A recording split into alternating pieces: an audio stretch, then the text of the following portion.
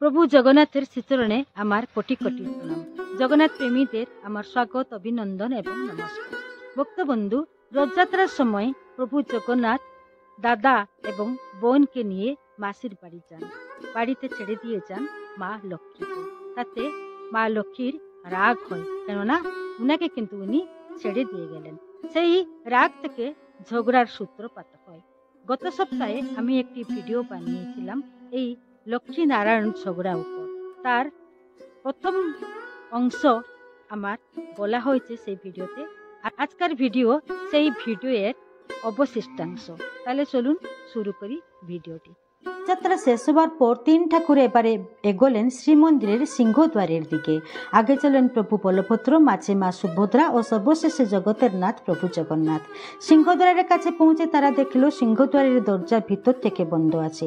প্রভু জগন্নাথ বুঝতে পারলেন এসব লক্ষ্মীরই কাজ, কারণ তিনিই শ্রীমন্দিরের মালিক। তার বাড়িতে তাকে ভিতরে প্রবেশ করিয়ে না দেওয়ার সাহস আর কারো নেই। লক্ষ্মী রেগে এই কাজটি করেছে। তিনি রথযাত্রা যাওয়ার পর থেকে দুইবার লক্ষ্মী তার সাথে ঝগড়া করার চেষ্টা করেছে, কিন্তু সুযোগ পায়নি।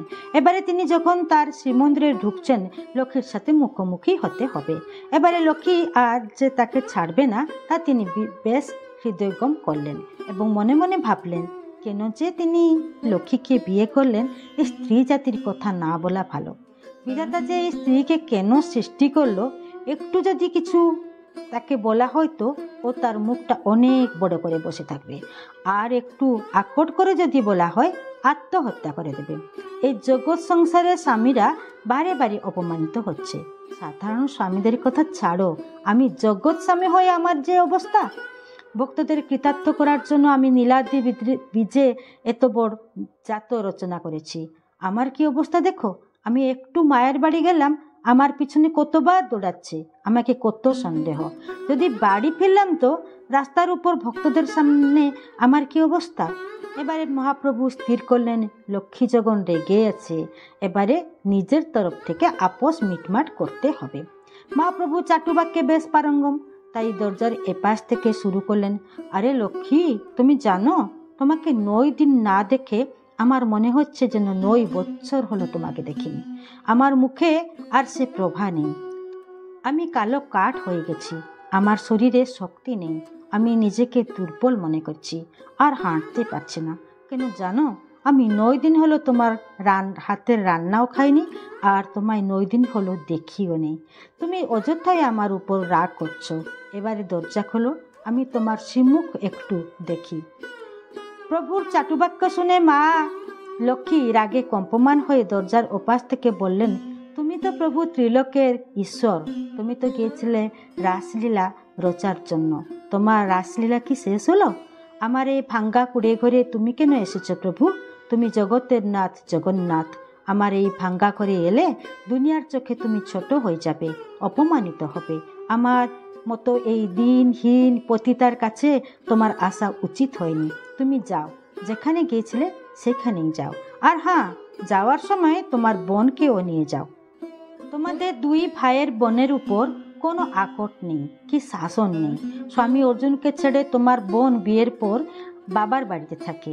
এত আদরের বোন যে সব সময় 2 ভাইয়ের মাঝে বসে থাকে, আর 2 ভাই কোথায় বেরোলে 2 ভাইয়ের সাথে যাওয়ার জন্য পা তুলে সব সময় প্রস্তুত। স্বামীর উপর স্ত্রীর প্রথম অধিকার, কিন্তু তুমি এমন স্বামী যে স্ত্রীকে না নিয়ে বোনকে নিয়ে বাইরে বেরো। আর তোমার বোনের কথা কি বলবো, তার বৌদিকে একটুকুও খাতির নেই। তুমি তো গেলে একবারও আমাকে বলে গেলে না। তোমার বোনও একবার আমাকে বলেনি যে বৌদি আমি দাদাদের সাথে বেরোচ্ছি। তোমরা ভাই ও বোন পরস্পর সমান, কেউ কারো থেকে কম নয়। গোয়ালের বাড়িতে তোমরা মানুষ হয়েছ, তোমাদের চালি চলন সব গোয়ালেরদের মতো। তোমার আচরণ হলো টিয়া পাখির মতো। একটু হেসে মহাপ্রভু জিজ্ঞাসা করলেন, আমার শরীরের রং কালো বলে আমাকে তো সবাই বলে কাক। লক্ষ্মী, আমি আবার টিয়া হলাম কি করে? তুমি একই কথা বলছো? মা লক্ষ্মী বললেন, টিয়া পাখিতে বাড়িতে সোনা খাঁচার মধ্যে রেখে ভালোবেসে রূপোর থালায় দুধ, সর, ভাত, কলা, পেয়ারা আদি সুস্বাদু খাবার যত দিলে কি হবে? ও গ্রামের শেষে যে কেন্দু গাছ আছে, সেই কেন্দু গাছের সুযোগ পেলে গিয়ে কষা কেন্দু খায়। ঠিক সেই রকমই তোমায় ভালোবেসে আমি সারাদিন তোমার জন্য 56 প্রকার ভোগ রান্না করে তোমাকে খাওয়ালে কি হবে?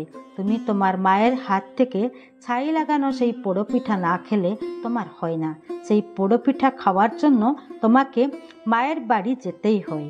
গ্রামের ও মাথায় আম, কাঁঠাল, আনারস, কিয়া আদি ঘঞ্চ জঙ্গলের মধ্যে গুন্ডিচার বাড়ি। দিনের বেলা যেখানে শিয়াল নাচতে থাকে, ওখানে দিনের বেলা মানুষ যেতে ভয় পায়। ওই ঘরে ভূত বাস করে।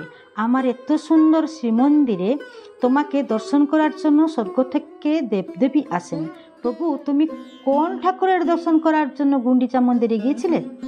মা লক্ষ্মীর কথা শুনে প্রভু জগন্নাথ একটু লজ্জা পেলেন, কিন্তু চারটু কথায় তাকে তো কেউ হারাতে পারে না।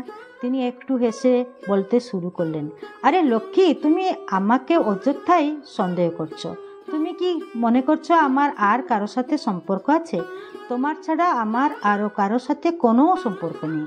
তুমি জানো না, যখন ইন্দ্রদুম্ন রাজা আমাদের প্রতিষ্ঠা করলো, তখন তার রানী গুন্ডিচা আমাকে বর চাইছিল। বছরে একবার যেন আমরা আমাদের জন্মস্থানে গিয়ে থাকি। তাই আমি প্রতি বছর একবার করে সেই সত্যযুগ থেকে তার কথা রক্ষা করার জন্য তার বাড়ি যাই। তুমি অযথা সন্দেহ করো না। সব রাগ অভিমান ত্যাগ করে এবারে দরজাটা খুলে দাও। আমরা 3 ভাই বোন দরজার এপাশে দাঁড়িয়ে আছি শ্রীমন্দিরে ঢোকার জন্য। প্রভু জগন্নাথের এই সমস্ত চাটুবাক্য শুনে মা লক্ষ্মী বললেন, তুমি তো প্রভু মা বলো করা মাধিয়া। মাকে যদি এত ভালোবাসো, তাহলে মায়ের বাড়ি যাও, ওইখানে গিয়ে থাকো। যদি মায়ের বাড়ি গিয়েছিলে, তাহলে আমাকে নিয়ে গেলে না কেন? আমাকে নিয়ে যাবার অসুবিধা তোমার কোথায়? প্রভু জগন্নাথ বললেন, আরে লক্ষ্মী, তুমি এত অবুঝ হচ্ছ কেন? তুমি কি করে যেতে? আমাদের সাথে জ্যেষ্ঠ ভ্রাতা ছিলেন, তিনি তোমার ভাসুর। তুমি গিয়ে থাকলে ভাসুরের সামনে স্বাধীনভাবে উঠবোস করতে পারতে না, সেই কারণে আমি তোমাকে নিয়ে গেলাম না। প্রভু জগন্নাথের এই সমস্ত কথা শুনে মা লক্ষ্মী আরও রেগে গেলেন। তিনি বললেন, জ্যেষ্ঠ ভ্রাতা হলেন তোমার একটা বাহানা। আমি বলবো, তুমি কেন আমাকে নিয়ে গেলে না? এই দুনিয়ার সমস্ত লোক জানুন তোমার কি চরিত্র। তুমি তো গিয়েছিলে রাধিকার সাথে রাসলীলা করতে, আমাকে নিয়ে যেতে কি করে? মা লক্ষ্মী যখন রাগে পঞ্চম, তখন প্রভু জগন্নাথ মা লক্ষ্মীকে কিছু লাঞ্ছ দিতে চেষ্টা করলেন। প্রভু বললেন, দেখো লক্ষ্মী, তুমি অযথাই আমার উপর সন্দেহ করছো। আমি যদি তোমাকে না ভালোবাসতাম, তোমার জন্য অত কিছু জিনিস নিয়ে আসতাম না। মা লক্ষ্মী বললেন, তুমি আমার জন্য কি নিয়ে এসেছো দেখি? প্রভু জগন্নাথ বললেন, দরজা খুলে তোমার মুখটা একটু আমাকে দেখাও প্রিয়ে, আর তোমার জন্য কি সব রত্ন অলংকার এনেছি দেখে নিও। তোমার জন্য সম্বলপুরি কালো মেঘি শাড়িও এনেছি। তোমাকে যদি না ভালোবাসতাম আর অন্য কাউকে যদি ভালোবাসতাম, তাহলে তোমার জন্য এই জিনিস না এনে তাকে দিতাম। মা লক্ষ্মী বললেন, আমার সব জানা আছে, তোমার জিনিস তুমি রাখো, এসব জিনিস এখান থেকে তোলো, আর দেরি না করে যাও তোমার তপ্ত কাঞ্চন গৌরাঙ্গী শ্রীরাধাকে নিয়ে দিও। আমি তো গরিব একজন সাধারণ স্ত্রী, আমায় এত দামি দামি জিনিস মানায় না। তোমাদের গয়লা গয়লানি বাঁশি বাজানো ভাব এখানে চলবে না। এই শ্রীমন্দিরে স্বামী স্ত্রী ভদ্রতার সাথে বাস করে, এখানে তো রং ঢং চলে না। আমি তোমায় সম্মান দিয়ে প্রভু, মহাপ্রভু, মণিমা, শান্ত বলে সম্বোধন করি, কিন্তু তোমার গোপীরা তোমায় কেমন সম্বোধন করে তুমি জানো? প্রভু জগন্নাথ ধীরে এসে জিজ্ঞাসা করলেন, কেমন করে? তারা তোমাকে বলে মাখন চোর, কাপড় চোর, আরও অনেক কিছু। রাত্রিবেলা স্বামীর বিছানা থেকে লুকিয়ে চলে আসে তোমার কাছে কুঞ্জবনে। এগুলো কি ভদ্র সমাজের কাজ? তাদের কথা ও ভাষা শোনার জন্য তুমি খুব ব্যাকুল হয়ে তাকিয়ে থাকো। তোমার তাদের ভাষা ও কথা খুব মধুর লাগে, এই জন্য কি তুমি এই যাত্রা রচনা করেছ? আর আমার এই ভদ্র মার্জিত ভাষা তোমার ভালো লাগে না। তোমার ও গোপীদের ভাব সমান, তুমি গরু চড়াতে জানো আর তারা দই বিক্রি করতে জানে। ভক্তবন্ধু, এখানে একটি ঘটনা ঘটল। মহাপ্রভু সব কিছু সহ্য করতে পারেন, কিন্তু তার গোপীদের যদি কেউ অপমান করে তা তিনি সহ্য করতে পারেন না। এত পর্যন্ত মহাপ্রভু মা লক্ষ্মীর সাথে সব কিছু মিটমাট করতে চেয়েছিলেন, কিন্তু মা লক্ষ্মী যখন গোপীদের ও রাধার প্রতি বাহ্যে ভাষা প্রয়োগ করলেন, তার সমস্ত ধৈর্যের বিলোপ হলো। এবারে মহাপ্রভু বললেন, গোপীদের সাথে তোমার একটুকুও মিল নেই। তোমার নাম হলো চঞ্চলা, তুমি স্থির হয়ে কোথাও একটু বসতে পারো না। আজ অবধি আমার কাছে একটু বসে কথা বলেছ? তুমি এক মুহূর্তের মধ্যে ব্রহ্মাণ্ড ঘুরিয়ে এসো, হাত পা না ধুয়ে মন্দিরে ঢুকে রান্নাঘরে রান্না করো। তোমার সম্পর্কে আর আমি কি বলবো? তোমায় সারা জগৎ পাগলি বলে বলে। হে লক্ষ্মী, তুমি কত ভালো, তোমার মুখটা কত ভালো বলো তো দেখি। ব্রহ্মা তোমাকে তৈরি করার সময় তোমার একটা চোখ একটু টেরা হয়ে গেল বলে তোমাকে বাতিল করে সমুদ্রের মধ্যে ফেলে দিয়েছিলেন। তোমার মতো স্ত্রী এ সংসারে চলবে না, তাই তিনি সমুদ্রে ফেলে দিয়েছিলেন। বরুণ দেবতা তোমাকে পেয়ে রেখেছিলেন। আমার বেলা খারাপ, তাই আমি তোমার পানি গ্রহণ করলাম। সেই জন্য আমি সারা জীবন অনুতাপ করছি। আমি বলে বুককে পাথর করে তোমার কথা সহ্য করে রয়ে আছি। আর কেউ হলে কৌপিন পরে যোগী হয়ে যেত। স্ত্রী কখনো স্বামীর মুখ থেকে তার সৌন্দর্যের অপমান সহ্য করতে পারে না। মহালক্ষ্মী এবারে আরও রেগে গিয়ে বললেন, তুমি আর কত সুন্দর কি? প্রভু জগন্নাথ জিজ্ঞাসা করলেন, এর মানে? মা লক্ষ্মী বর্ণনা করলেন, তুমি হলো মেঘের মতো কালো, চোখ দুটো তোমার চালার মতো, মুখটা তোমার কুলোর মতো, পেটখানি এত বড়। তোমার চেহারাটা কখনো আয়নায় দেখেছ? তুমি আর কত সুন্দর, আমায় টেরি বলে বলছো? মাতা ঠাকুরানী ও প্রভু জগন্নাথের মধ্যে একটানা ঝগড়া হওয়ার দেখে এবং সেই ঝগড়ার শেষ না হওয়ার কোনো লক্ষণ না দেখে এবারে বাড়ির মালিক হিসেবে প্রভু বলভদ্র চিন্তা করলেন যে তাদের বাড়ির কথা রাস্তায় বিক্রি হচ্ছে, তাদের বাড়ির মান মর্যাদা কিচ্ছু থাকছে না। তাই তিনি প্রভু জগন্নাথকে আকট করে বললেন, হ্যাঁ রে কালিয়া, তোর তো আচরণ ভালো নয়। তুই আমাদের বাড়ির বউ লক্ষ্মীকে এত বাজে বাজে কথা বলছিস। আমরা দুই ভাই যখন বাইরে বেরোলাম, আমাদের সাথে সুভদ্রাও চললো। এত বড় শ্রীমন্দির, রত্নভাণ্ডার, কৈলি বৈকুণ্ঠ, আনন্দবাজার, ভোগমণ্ডপ, কল্পবট্ট, এই ঘরকে জগে রয়েছে কে? বাড়ির বউ লক্ষ্মী তো জেগে রয়েছে। তোকে কি জানা আছে বলতো? আজ অব্দি তো তুই কাপড়টাও ঠিকঠাক পরে হাঁটতে পারিস না। বাড়ির কাজকর্ম তুই কিচ্ছু করিস না। বাড়ির জন্য আমি কাঠ, চাল, ডাল, নুন সব জোগাড় করি। বৌমা বাড়ির রান্না বান্না সব কথা বোঝে। তুই শুধু খেতে থাকিস আর মহাজনের মতো বালিশে হালান দিয়ে বসে থাকিস। বাড়ির কোনো কাজ তোর জানা নেই। আর যদি আমি কোনো দিন তোমাদের মধ্যে ঝগড়া শুনি, তোকে আমি আলাদা করে দেব, এই ঘর থেকে তোকে বের করে দেব। তুই জানিস কার সাথে তুই ঝগড়া করছিস? ও হলো সেই লক্ষ্মী, যেই লক্ষ্মী একবার বাড়ি ছেড়ে চলে গেল বলে আমরা দুই ভাই 12 বছর খেতে পেলাম না। তুই এইরকম বউয়ের সাথে ঝগড়া করছিস? হে লক্ষ্মী, আমি তোমার ভাসুর, আমার তোমার সাথে কথা বলা উচিত নয়, কিন্তু বাড়ির মর্যাদা রক্ষা করার জন্য আমাদের দুই ভাইকে ক্ষমা করে দাও। এই কথা শুনে মা লক্ষ্মী আর সহ্য করতে পারলেন না।